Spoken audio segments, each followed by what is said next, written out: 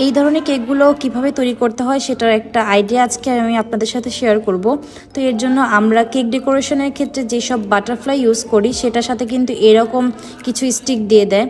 সেই স্টিকগুলোই আমি দুইটা দুইটা করে নিয়ে অনেকটা লম্বা করে নিয়েছি। আর এরপরে হচ্ছে যেই সাদা কালারের টেপ থাকে ওইটা দিয়ে পুরোটা মুড়িয়ে নিলাম।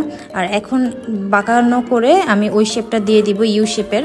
এখানে আমি স্টিকটা অনেক বেশি বড় নিয়ে ফেলেছিলাম আমার কেকের তুলনায়। আসলে এটা আমি জাস্ট একটু প্র্যাকটিস করতেছিলাম যে এই কেকগুলো কীভাবে তৈরি করা যায়। আর এরপরে ওরকম একটা স্টিক দিয়ে বাঁকা করে এই কেকের সাথে এটা অ্যাডজাস্ট করে দিব যাতে এটা নড়াচড়া না করে সহজে। এরপরে ফ্লাওয়ার সেট করে দিব। এখানে আপনারা যে কোনো ধরনের আঠা দিয়ে ফ্লাওয়ারটা সেট করতে পারেন। এটা আমি জাস্ট আইডিয়া দিতেছি, এটা কিন্তু আমি কোনো কাস্টমারকে দেই নাই। এরকম কেকগুলো জাস্ট একটু আমি ট্রাই করছিলাম বাসায়। এরপর একটা কাপলের স্টিকার দিয়ে দিলাম। এখানে চাইলে আপনারা আপনাদের নিজেদের ছবিও দিতে পারেন। তো এই হচ্ছে আমার কেকের ফাইনাল লুক। আপনাদের কাছে এই ভিডিওটা কেমন লেগেছে সেটা অবশ্যই কমেন্ট করে জানাবেন। আর এই আইডিয়ার অনুযায়ী আপনারা কিন্তু এটা বানাতেও পারবেন।